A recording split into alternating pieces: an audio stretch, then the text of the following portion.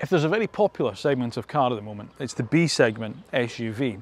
Now these are the small kind of crossovers that are kind of based around super minis. It's a huge market space. In fact, 1 in every 5 new cars sold in Europe today is a B segment SUV. And the biggest selling one of them all is the Toyota Yaris Cross. And now it's just had a little update. Welcome to this week's new car review. Welcome to the updated Toyota Yaris Cross. Please sit yourself down, make yourself comfortable in the house of cars.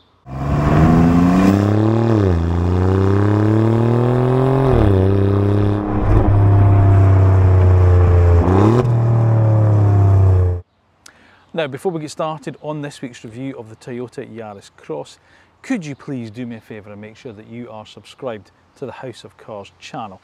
Then once you've done that, press the little bell button that's down below, because that's the way you get notified of when our next video is uploaded and it's gone live.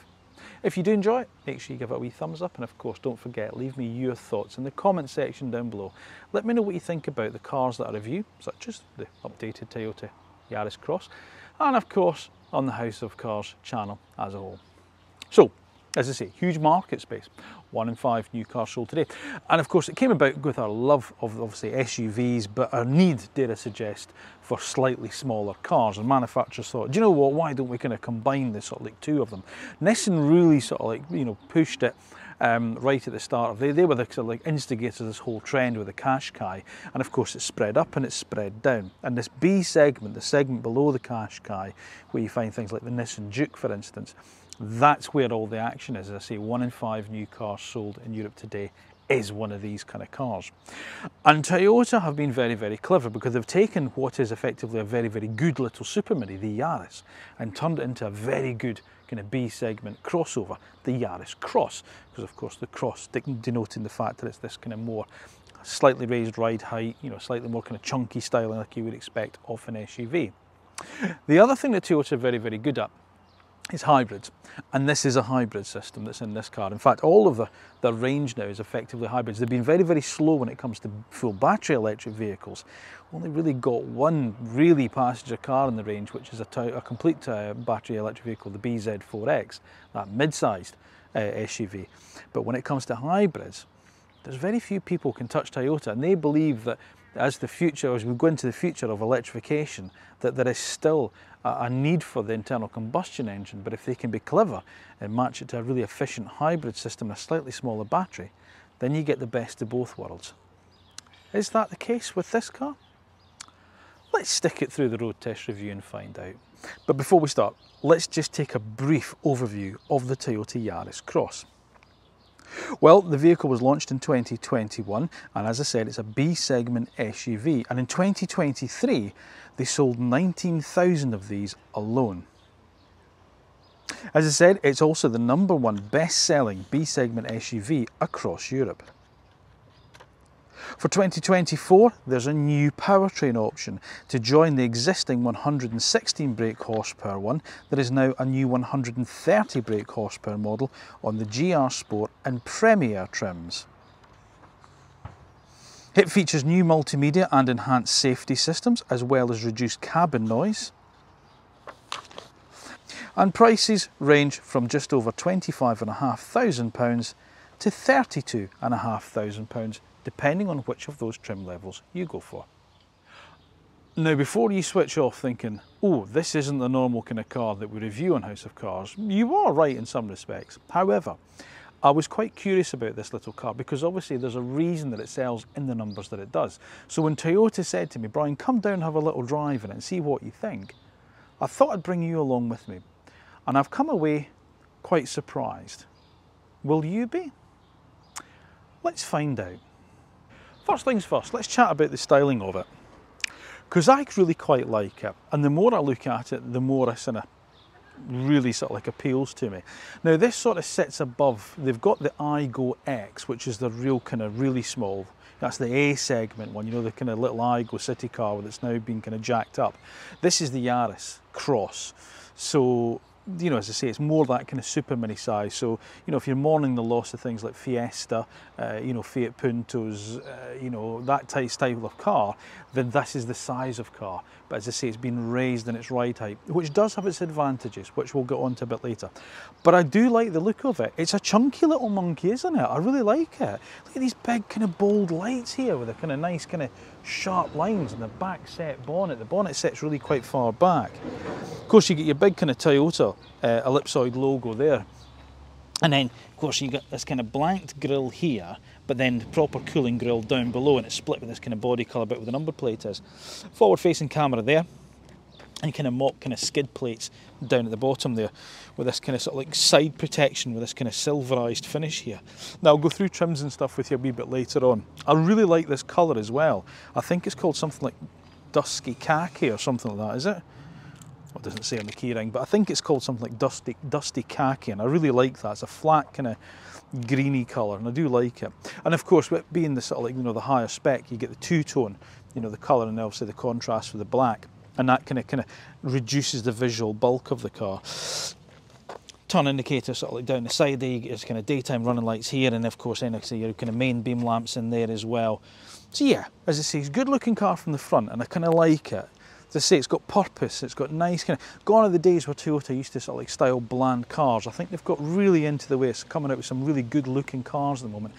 And if you wonder if they think this is good looking, take a look at the new CHR and the new Prius, believe it or not, because that is a stunning looking thing. And I never ever thought I'd hear those words come out of my mouth about a Prius. So we move around the side and you can see that raised ride height. And again, you've got your kind of body cladding, you know, your kind of wheel arch cladding there, and then this kind of sill protection here with the black plastic here. And as I say, look, between the black roof and that, it just kind of pinches the body in a little bit and reduces the kind of visual bulk of it. So, you know, but you can see how high it sits off the ground. I mean, look, that's quite a distance in fairness. You know, coming down at this little car park here, that wasn't really much of a problem. It isn't four-wheel drive, it is a front-wheel drive car, so don't be fooled into thinking it is an off-roader. It's not, it's just front-wheel drive. 18-inch wheels. On this kind of nicely designed wheels, that kind of, you know, diamond kind of turned finish on the face of them, the kind of graphite to match it off, and of course you get your contrasting kind of door mirrors here. You've got little cameras embedded into them as well to help with the parking systems. Nice kind of chunky door handles. Doors open nice and wide, so there's good entry and exit into the car. Same at the back, you know, it's a good sized door, although the aperture itself is a little bit tighter at the back, but we'll talk about that in a wee second. And you can see that kind of roof colour comes down halfway down to this pillar, this back C pillar here, just to get that rear spoiler it flows into.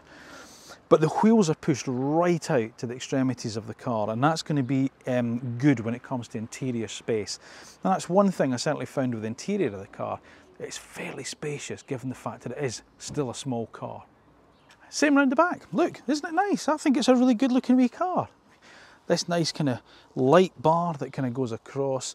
Yeah, your ellipsoid Toyota badge there, and all the lights are kind of neatly integrated there, just with your additional kind of high level brake light up there. And some reflectors at the side there. Obviously you get a reversing camera. Again, similar black sort of like cladding on the bumper. Although obviously that's painted section there, so you just need to be aware of that just for your parking bumps and so forth. If you're parking out in the street or in tight car parks, so just be aware of that. But as I say, you do get a lot of cameras and tech around the car, so that should help you. So, what do we think? Well, as I say, I quite like it. I have to admit, I was quite surprised when I turned up. I've never really taken the time to sort of like get, you know, come up and get close to one of them. But the more I've seen it, the more time I've spent with it, the more I quite like it. You know, the kind of swollen wheel arches at the back gives it a nice kind of squat kind of look. I say that certainly that raised ride height gives it that kind of mini chunky off-roader look. But I think Toyota have done a really good styling job with the car. But what do you think? Have you got one? Why did you buy it? Did you think the way it looked was great? Or was it just because obviously it's a Toyota Yaris and they never seem to ever go wrong? Let me know your thoughts down below in the comment section. Right, boot space. It's not bad actually. 350 litres of boot space. Now I'm afraid I don't really have cases or anything to reference how big that is, but it's good. I'd say it's good. You know, as I say, it's on par with what you'd expect for a class. It feels bigger. It does look bigger, you know, when you sort of like see the actual volume you've got there. I've got my camera bag in there and my, you know, my little satchel and bits and pieces in there. You've also got this false floor. So there's underfloor storage as well. Now you don't have any cables with this. This is a hybrid, but it's not a plug-in hybrid. Toyota, they call them self-charging hybrids, and I don't think that's, I think it's a wee bit misleading in some respects. However, you don't have to plug the car in. It's not a plug-in hybrid, although Toyota do plug-in hybrids, but this isn't one of them. So you don't have to plug it into a wall box or anything like that. So there's no cables to worry about. Deep well, or relatively deep well down at the side there for popping wee things in, and the same down there. It's got a parcel shelf, but it's one of those kind of fabric ones, which is okay, I suppose, in some respects. I just feel that they feel just a little bit flimsy to my mind. They kind of cheapen it a little bit. But consider it's got an electric tailgate, you know, I mean, it's not bad, and it is really well equipped as well as a little car, but we'll get on to that. 40-20-40 split rear seats, so if you do need more space, you can obviously flip those down and push them all forward. But again, you know, depending obviously on who's buying it, you know, for sort of like small young families maybe, you know, you'd get a pushchair in there without doubt. You'd get your week's shopping in if you still went to Tesco's or whatever and, you know, did your shop rather than getting it delivered. You'd certainly get enough of that in there. And you know, and any other kind of accoutrements that you would probably need, you know, sort of like for kind of sporting activities, which no doubt some of these people do when they've got these small kind of B segment SUVs. So yeah, I think that's a good size of boot. The only downside is obviously because the car obviously sits quite high off the ground, you do have quite a lift to get anything into the back of it. But on saying that, the actual load entry into it is relatively flat, and this is plastic here, so that is kind of well protected. You know, you can scuffing things over it, you know, like suitcases or pushchairs and stuff like that. It's not like it's chromed or anything where it's going to get really damaged. So yeah, practical, decent enough size. I can't think of much else you'd probably need in there. This is genuinely the first time I've sat in the back of this car. I haven't done this, but I haven't even written scripts or anything. I'm just doing this off the cuff. So I don't know what it's going to be like. Oh, let's have a wee look and see. Do you know what? That's not bad. That's my driving position there. I'm 5'8". Gosh, I tell you what, there's loads of space under the seat. That's the seat in its lowest position as well, and my feet fit well below it. Knee room and headroom. It's sculpted out at the sides. There's like a central spar with a kind of the light in it, the interior light, and then at the sides it's sculpted out. That's not bad actually. I am pretty impressed with that. That's okay. Does it have? It does have an armrest, sort of. You've got to fold the 20 section down, but I suppose that's all right. And then you got a couple of cup holders in it, you know, for bottles, you know, like, you know, for kids with their water bottles and stuff. Talking to kids though, the only downside that I can see. Yeah, there's no USB port in the back here, you know, for charging up, say, an iPad or a mobile, if the kids have got mobiles now, which they seem to have these days. That's the only downside maybe with that. But there is a door bin. Oh, let's have a quick look at my water bottle. Will that fit in there? Certainly does. Yeah. So my water bottle goes in the door bin, so that's good. So there's reasonable storage, it's just the connectivity. And as I say, the actual space is quite good. Now, ISOFIX points, if you've got younger children, they're still in seats. Thankfully, they're hidden behind these kind of little plastic covers. I mean, they'll obviously get lost, but you know, they're not like the Stellantis group cars behind those horrible zips. So actually, they fit nicely. You know, you just unclip those and you get seats there. And I would suggest, would you? Yeah, okay, the door doesn't open maybe quite as wide as I thought it might, in fairness. So getting a seat in and out, and then obviously then the subsequent child, might be a little bit of a struggle. Might be a bit easier if that door opened a bit wider. But otherwise, this is all right. I can't see much wrong with this at all. Yeah, pretty decent back here. Right, now again, please bear with me. I jumped in the car this morning. I don't know an awful lot about it, so I've been learning as I go. What have we got up front? Well, this is quite a nice little sort of place to be. I have to admit, again, having sort of driven the car for the day, I'm quite impressed with it. There's a couple of changes, as I say, for this new model year. I don't know whether they're calling it the 2025 model year or it's 24 model year, whatever it is. This updated one gets a few changes, so let me run you through that. The first thing is you get this new customizable 12.3-inch digital, Toyota call it a combi meter. To me that sounds like something that you heat your hot water with. It's a dashboard display. Why do you call it a combi meter? That's ridiculous. Anyway, that's what you have now. So you've got these digital kind of dials. So you've got a power meter with an eco and charge on the left hand side, speedometer on the right, but you've also got a digital speedo in the middle as well. You can change the view of that, what you view it as. And now you're going to ask me to do it, and I don't really know what it is. Hold OK to change settings. So you can have it, oh yeah, blank, there we go. Driving support, messages, what else is there? Settings, there we go. So you can change a few bits and pieces, and you can get it to show you different things. So your driving support, so for instance, when you go to cruise control on, you know, it's got those kind of different things to tell you how far away you are from the car in front, that type of thing.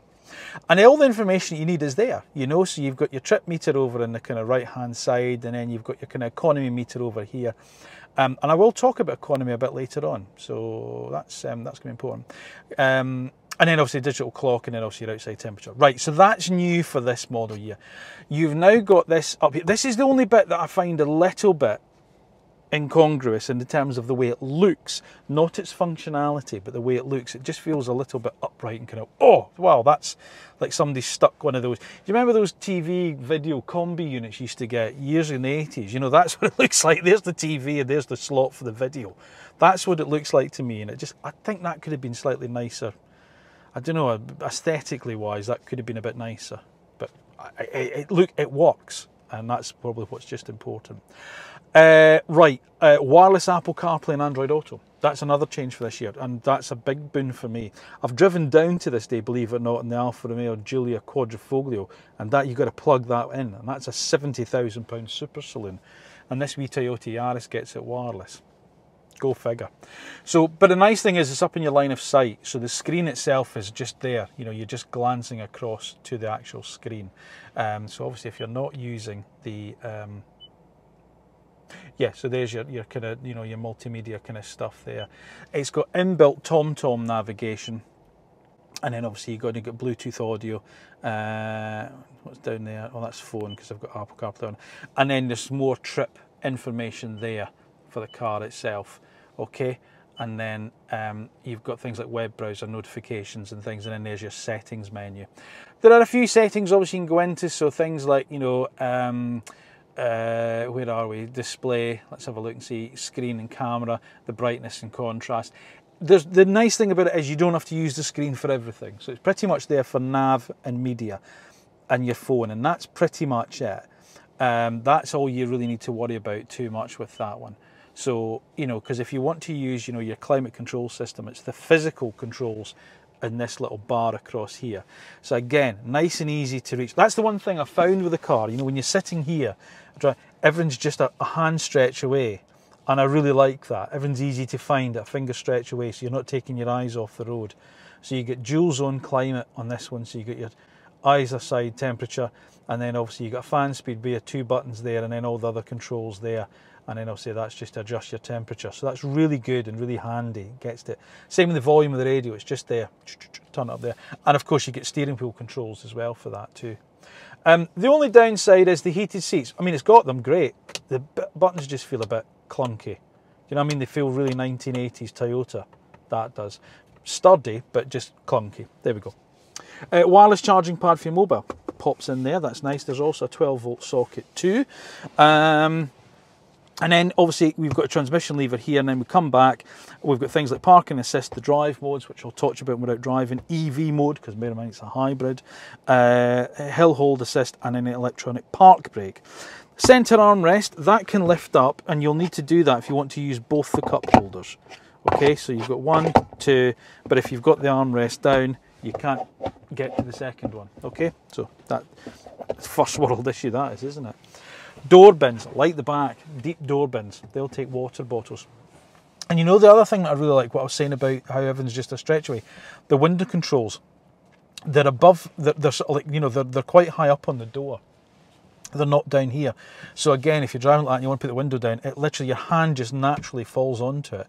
They've really thought about the ergonomics of the car, and I do like that. That's really good.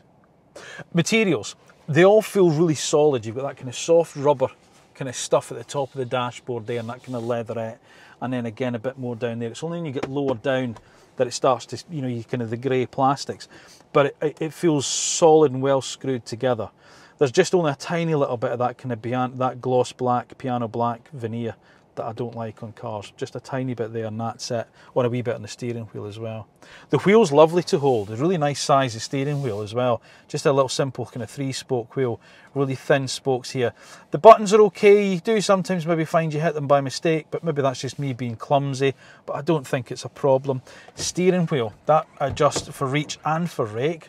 And as I say, there's a huge amount of adjustments in the seat. You can jack the seat right up. But I don't, but even when I had it right all the way down, I can still get my feet below the seat in the back, which is excellent. Oh, that's making a big noise, I'm worried about that. This car's got the JBL audio system, which is very good, you know. There's a couple of USB-C ports in there as well for connectivity, and the seats are very, very comfortable. I don't really know what else there is to say about it. It's a cracking wee thing, you know. It's a bit grey inside, you know, but maybe that's the trim level. There's a GR Sport one that's got kind of black and kind of the red bits in it that I do like, but I've grabbed this one, which is a Premier Edition. So I had to check that there. It's a Premier Edition, so it's just a little bit grey. That's maybe the only thing that I might just kind of throw at it. Or a sunroof might be quite nice. But other than that, it works, it's well built. That could be nicer looking, but at least it has it, and it's in your line of sight, and it's easy to use, and you don't have to take your eye off the road. Oh, and also there's a head-up display as well in the Premier Edition. So it's a really well-equipped little car. But then when it comes to the price, you'll understand why as well. But on the whole, I'm really impressed with this. I like this wee car. This is a good solid effort. Yeah, a lot to like in here. Right, let's talk engines now.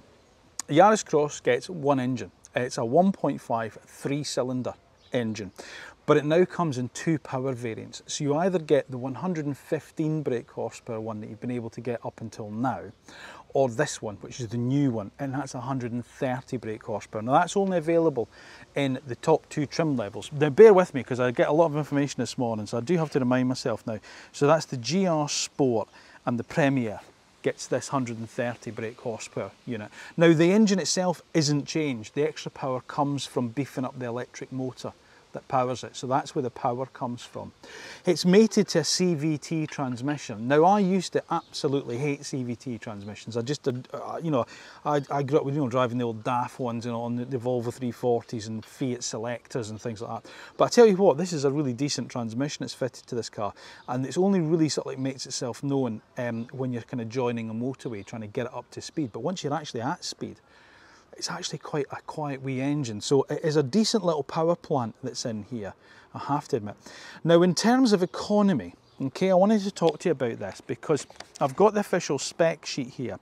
It says its fuel consumption combined WLTP is 58.8 miles to the gallon, okay? Now WLTP figures, the World Something Testing Procedure, World Larian Testing Procedure, whatever it's called, is always a pile of poo. You know, you never ever get, it's the same with the electric cars I drive on Auto EV, they never ever do the range they say. So they reckon that on a combined cycle you get 58.8 miles per gallon. And I've been driving this car today and I didn't get 58.8 miles to the gallon. I get 62 miles to the gallon. This is a cracking wee thing. That's a really good, and that's been a general running around, so it was a bit of sort of like motorway work in the town, roundabout country lanes, so that's proper combined. And I wasn't being daft with it, you know, I wasn't sort of hyper mile it or anything, I was just driving normally. 62 miles to the gallon I got out of this. So in terms of economy and your running costs, bearing in mind obviously, you know, that, you know, sort of like living costs, the cost of living at the moment is quite, you know, quite high. This is a cracking wee unit in this car. I like it.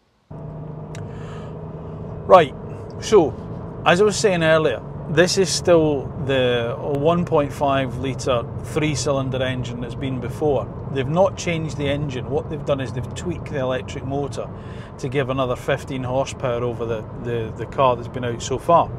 The interesting thing is that doesn't affect the CO2 emissions. So you get more power for the same CO2. So the same, and obviously we've talked about the economy as well. It's very good. So that's the first thing.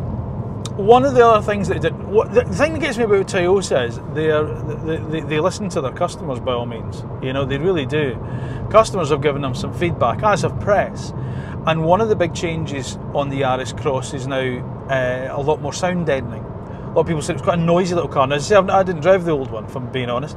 And And as I say, they said, okay, so they've used slightly thicker glass, there's more sound deadening sort of like, you know, underneath the car, and sort of like round wheel arches and in the engine bay and stuff like that. So that's a big change for the car.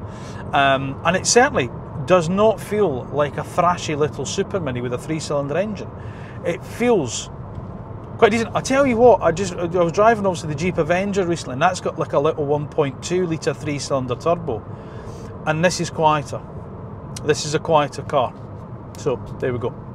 Now it's as I say, 130 horsepower, 0 to 60 in, I don't know, 11 seconds or something like that. It's probably a bit more, I don't know. It uses a CVT gearbox. Now, I've never been a lover of continuously variable transmissions.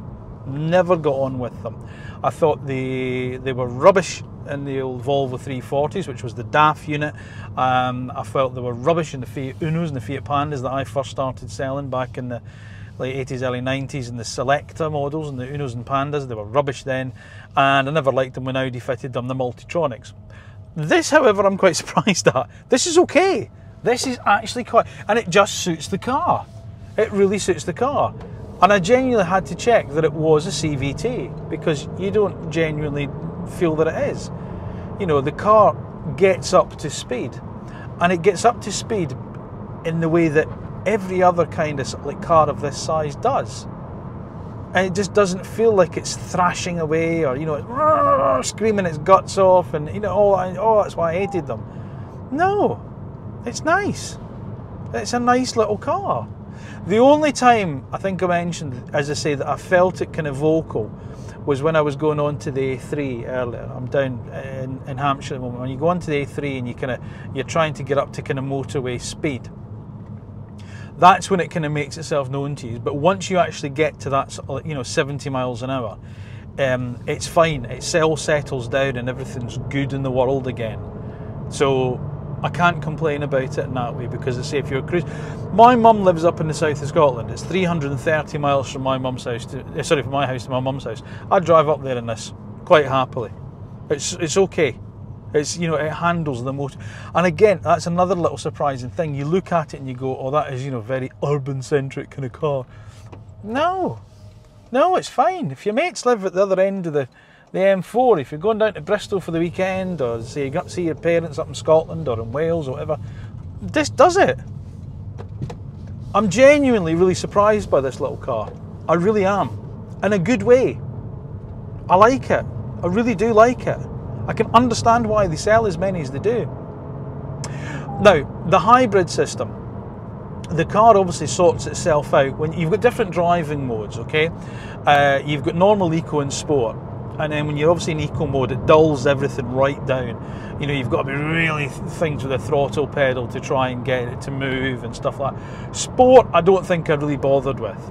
You know, I've not bothered with trying it. You know, it's there, but I haven't bothered with it. Normal mode is fine.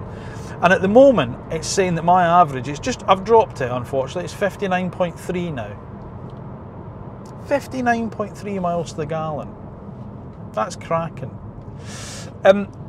It'll flick itself in and out of EV mode, depending obviously on the throttle load that you're putting on it, and obviously where it's in. So for the moment, it's running on EV power.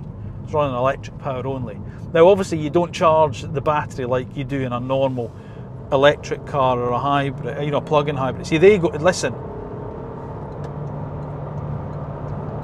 you see what I mean? And then that says up to sort of like 65 miles an hour there. And then I'm just coming off the throttle and just letting it pedal along. That's all right. I'm happy with that. I can tolerate that for that economy. And it's not, as I say, as I said, the sound deadening, the concentrator on, it's a quiet little car, you know, for this type of road. It's fine.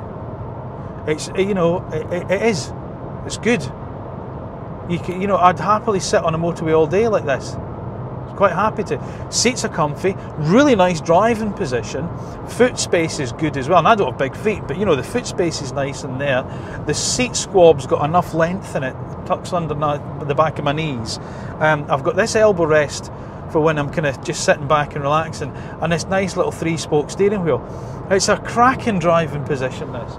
Visibility's okay too. It's a little bit over the sort of shoulder where that window line rises. You get that big thick C-pillar. That's the only bit, but to counter that, you've got great big door mirrors, and it's got blind spot monitoring.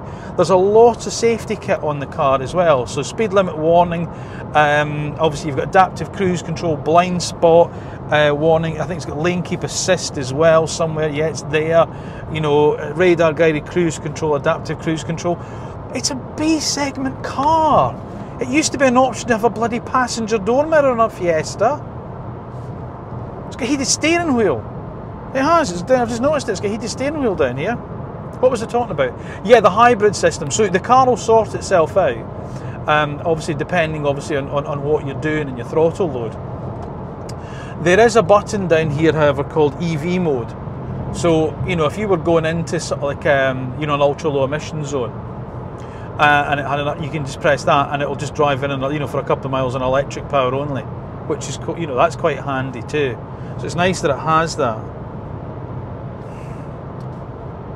I'm not sure what I was coming to expect today in that sense. You know, I'd never driven a Yaris Cross before, and I've always had a bit of a soft spot for Toyota. My dad was a massive Toyota fan. That was his kind of brand of choice. I learned to drive in his 1987 Camry, which was a lovely car. Well, you know, but back then it was a beautiful thing, you know. And my uncles owned a Toyota dealership up until the late 90s, and I worked there briefly. You know, and I've always had a wee bit of a soft spot for Toyota. And I've been a bit disappointed with them because they haven't offered electric stuff, which I cover obviously on Auto EV, my other channel for electric cars. But I'm glad I came, and I'm glad I spent some time with this car, because I'm genuinely surprised by it, and really pleasantly surprised. This is a good wee car. And the fact it's that kind of SUV style, that crossover style, I can get on board with. I mean, I like SUVs anyway. I've got them. I own them. We've got a big Jeep Grand Cherokee, and I've got a Mini Countryman, and I drive a BMW iX2 long-termer. So I quite like that. But I'm just thinking, you know, my parents-in-law don't drive now. They're old, and unfortunately, with due to ill health, they can't drive. And my mother-in-law is quite frail. But this, you know, this being able to step in and out of this, she'd find this an absolute doddle. You know, she's a real struggle to get up into her big Jeep or into my kind of low Mini. But in this is just the right height where you just step across. So I can see, you know, whilst it's got that kind of appeal of that kind of younger generation looking for that kind of urban SUV or whatever, lifestyle SUV style of thing. For an older person, you know, I can also see, especially, or somebody with limited mobility, you know, if you're on Motability and this is on your list, I like it. I really do. This is a good wee car. Yep. Now the other thing with the Yaris Cross that's quite impressive with it is the steering. It's got a nice positive steering feel to it, which is also very manoeuvrable. So it's not really light, you know, where it's just like fingertip control and you can't feel anything if it's really vague. It's actually got quite a nice bit of feel through the wheel. You know exactly kind of where the wheels are going. You know, as you turn the wheel, it works really well. And it's the same with the brakes. The brakes are good too. You know, so there's nothing behind me, if I put my foot on the brake, yeah, that's got good brakes on it. It's got a nice, I'm not suggesting that they won't fade after a while if you're throwing it down the Stelvio, but you know what I'm saying. You know, for general everyday running, it's a good wee, it's a good braking system for the car. The other thing that it has is a B mode. So you get this in a lot of electric cars and a lot of the sort of hybrids. So when you're in the drive mode, you bring it back one more into what's called B, and that's a sort of brake regeneration mode. So as you lift off the throttle pedal, the car starts to brake, you know, the electric, by sort of like, you know, inverting the motor, and then you just come off, and that adds charge in as well to the battery, so that helps charge the battery too. So when you're round about town, that's quite a nice little function to have, flicking it into B and using that brake regen, so you're not using the actual friction brakes that much. So that's also quite a nice little addition there as well. But yeah, this is a good wee car. Easy to understand the appeal with this. I'd quite happily drive this, quite happily. Right, let's talk about money now. Let's talk about price, okay? So, again, sorry, referring back to my notebook here. Basically, the range starts with the Icon model, and that kicks the range off at £25,530, okay? So I'm going to walk you through the range now. So Icon is first at £25,530.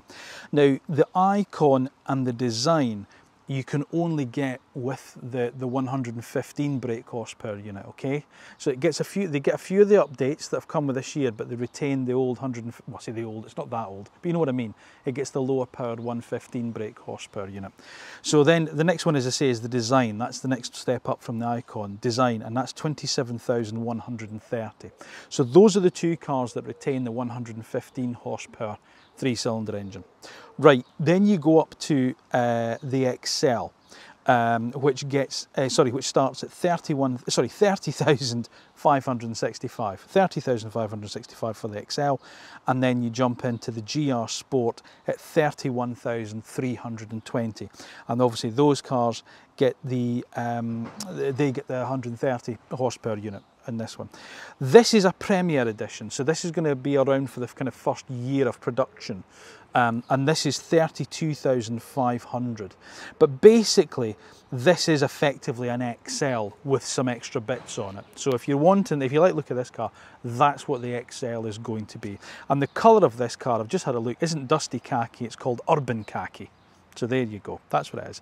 Now the other thing with Toyota is, bear in mind, you get a 3-year warranty with a Toyota, which you think these days, well, that's not very much. But the clever thing with Toyota is, if you have it serviced every year at your local Toyota dealership, at your franchise dealership, every time the car is serviced, Toyota will then put another year's warranty on that. So the warranty, as long as you service it via Toyota dealership, you can get up to 10 years worth of cover from Toyota itself. And I think that really is a lot. When it comes down, we're talking about costs and running costs, you've got to bear that in mind as well. So I think that's a good thing. So there we have it, the updated Toyota Yaris Cross. A very surprising and pleasantly surprising little car. I have to admit, it's a car that I'd never really paid an awful lot of attention to, despite the fact that it's obviously one of the biggest selling cars in this market sector that you can get. I say it's the biggest across Europe. It's the best selling car in this market across Europe.